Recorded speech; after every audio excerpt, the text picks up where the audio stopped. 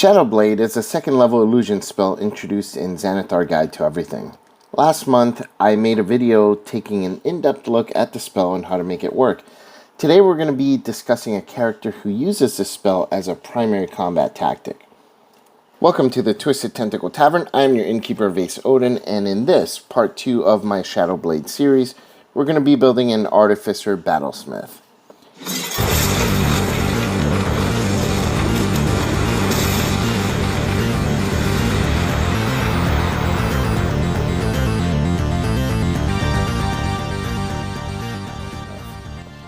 If you're new to my channel, I want to say up front that I do like to optimize characters, but I don't do power gaming.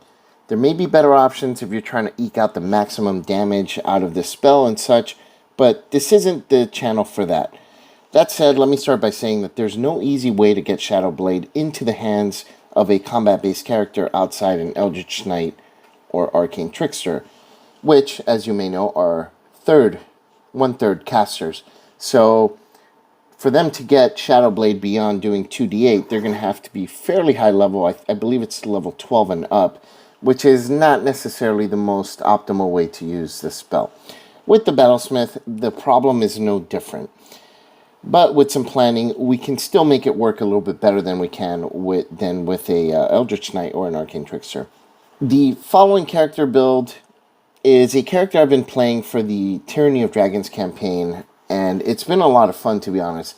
The best and most synergistic way that I've found is to multi-class to Wizard for 3 levels. And although most subclasses for Wizard will work, I think the War Wizard is going to be the best option for an optimized build. Now, with the last video, we talked about the Blade Singer and its synergy with Shadowblade.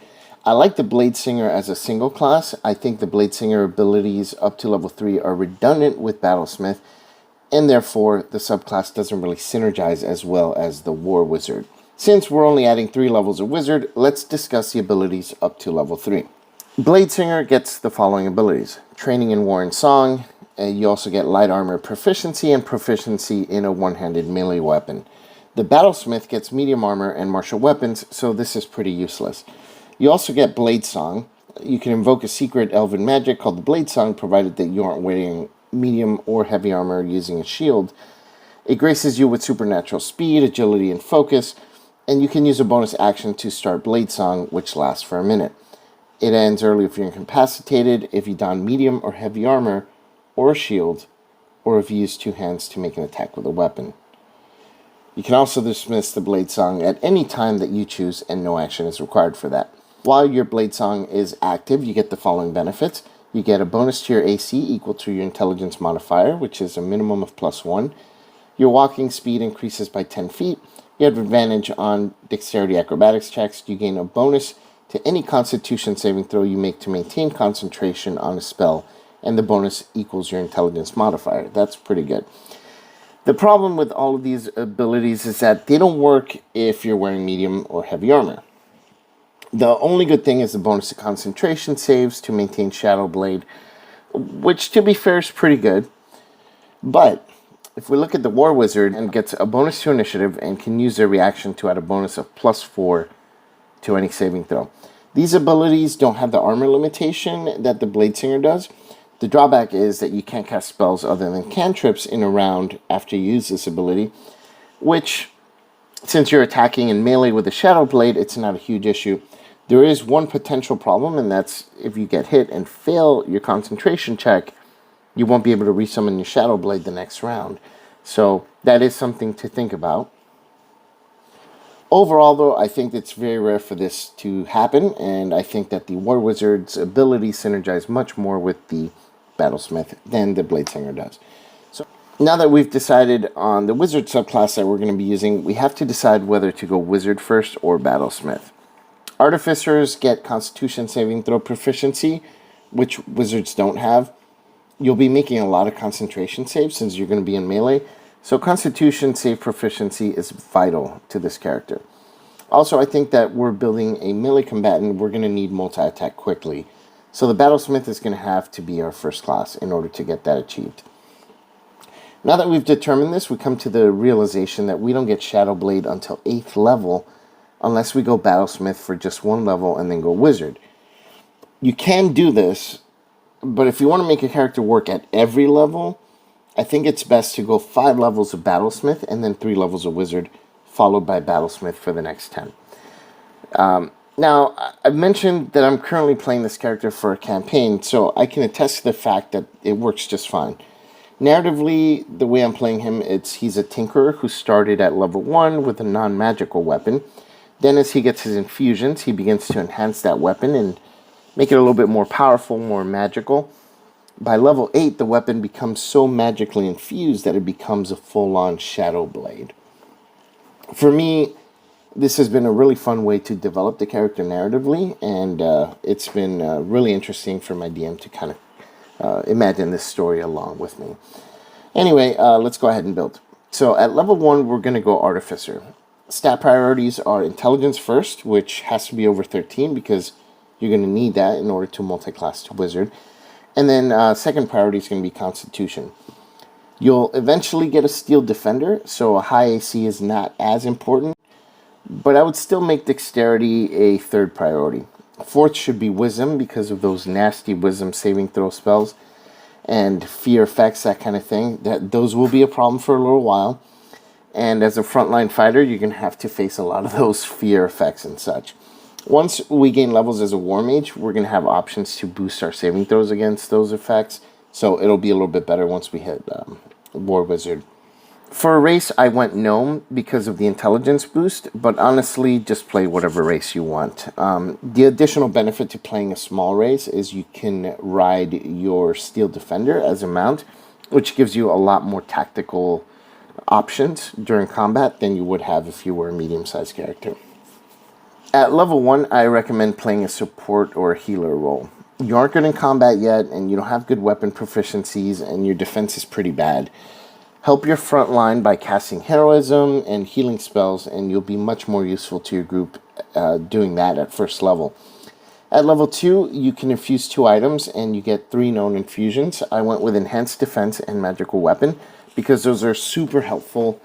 And for my third infusion, I went with Replicate item, and I picked the Rope of Climbing as the item. In early levels, you can get a lot of use out of a Rope of Climbing. At level 2, you're still fairly fragile, so I would stay away from combat and keep maintaining a support role, although now you at least have, some magical weapon and armor because of your infusion, so at least that can help you a little bit. At level 3, you become a Battlesmith, so now you can actually start entering melee combat. You get martial weapon proficiency and can add intelligence to attack and damage. You also get your Steel Defender, and this means that you should now be confident in melee combat and begin changing your role to start facing enemies head-on. You'll do this through level 4. If you went with Gnome as a race, you can use your Steel Defender, as I mentioned earlier, as a mount for extra mobility and additional tactics in combat. At level 5, you get multi-attack. Between this, your magical weapon infusion, and your Steel Defender, you can do pretty decent damage in melee. You're going to prepare spells for healing and out-of-combat utility, as you're barely going to have time to cast spells in combat right now. So do some melee combat and use utility outside of combat. At level 6, you're going to go 1 level of Wizard. So your amount of spells will increase a lot because wizards are full casters, and that makes it great for your usefulness in exploration and out-of-combat utility. In combat, you're going to continue with the same melee strategies that you were doing before.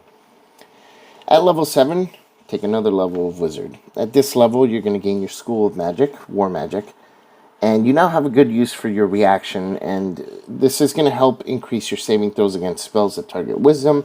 It'll also help boost your AC if you need to do so in a pinch.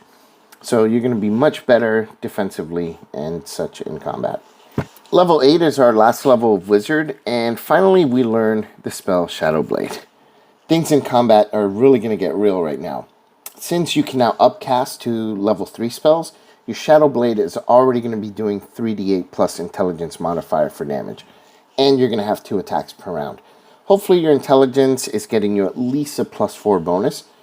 In addition, if you're feeling extra mean, your bonus action on the second and subsequent rounds can be used to make your Steel Defender attack for an extra d8 force damage. You're also going to get a +4 additional bonus to initiative from War Magic, which should allow you to get the first blow in a lot of battles.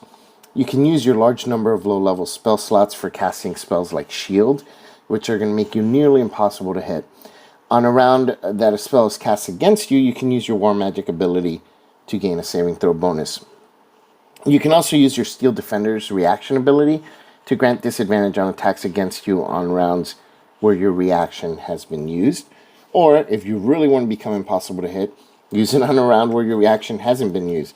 So your Steel Defender will use its reaction to grant disadvantage, and you can use your own reaction for either Shield or the +4 bonus from War Magic, and get a really high AC in addition to disadvantage for that attack against you.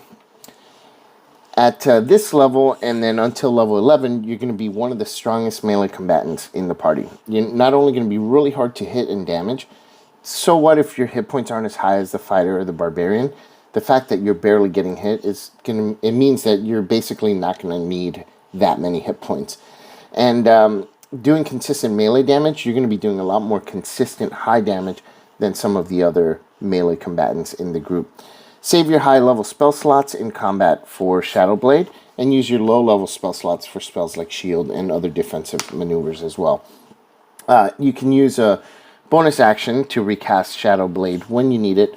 You also have the advantage of throwing it for ranged combat, and if you happen to be in dim light or darkness, you're going to get advantage to hit.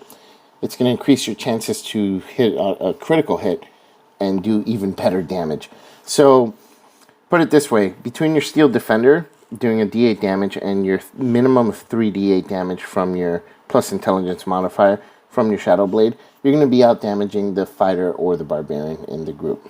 At level 9 and beyond, you're going to continue to advance as a Battlesmith. You'll get higher level spell slots for stronger Shadow Blades, and you'll also get some neat tricks like Force Rend for extra damage on a hit and that kind of thing.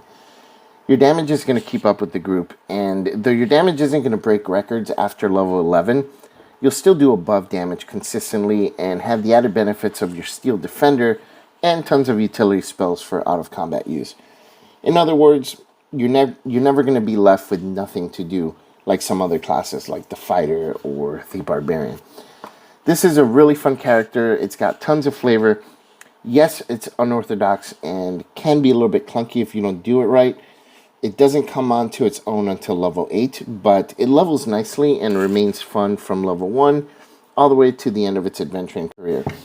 Narratively, I think it works really great, starting off as this kind of apprentice that doesn't know how to fight yet. You know, his weapon's kind of weak. Then as you gain level 2, you learn to magically enhance the weapon and your armor. You start learning how to fight a little bit better. When you hit level 3, you build your Steel Defender, you become much better in combat, and then as you progress, your magical enhancements become more and more powerful until you build this super powerful weapon, and you become so good in combat and defense that you're going to be a pretty intimidating combatant on 101 combat. The one thing that I think this character will suffer from a little bit is dealing with multiple enemies. Just the same as any other melee combatant that's not a full spellcaster or even a half caster. You're not going to have a whole lot of ways to deal with multiple enemies at one time, but at least you'll have the mobility between your Steel Defender and a few other spells that you can get to help within that aspect of the character. So the versatility is there. I think it's definitely a lot more versatile than some of the other melee classes. If you're thinking of playing like a one-shot of level 8, 9, or 10, you can try this out and see how it works for you. You don't have to deal with the whole leveling aspect of it. Level 8, 9, and 10 is where this character really shines. Those are my favorite levels to play in anyways. So it's great to have a character that really comes onto their own and really shines in those particular levels for me, because those are my favorite levels to play anyways. So hopefully you enjoyed this build. Next video we're going to explore Shadow Sorcerer builds for use with Shadow Blade as a primary combat tactic. Again, unorthodox, but we're trying to see how we can get along with Shadow Blade for full casters and half casters versus the typical rogue or fighter, which really they're going to be doing the same damage with Shadow Blade as they would with a two-handed weapon, 2d8. So or just maybe a little bit more. Whereas with these characters, we're trying to up that to become far more powerful in single combat than just your standard rogue or fighter using that spell. Hopefully this build was helpful for you, and if you have any comments, leave them in the comments down below. This is your Innkeeper Vase Odin with the Twisted Tentacle Tavern. Have a drink and say a prayer for it.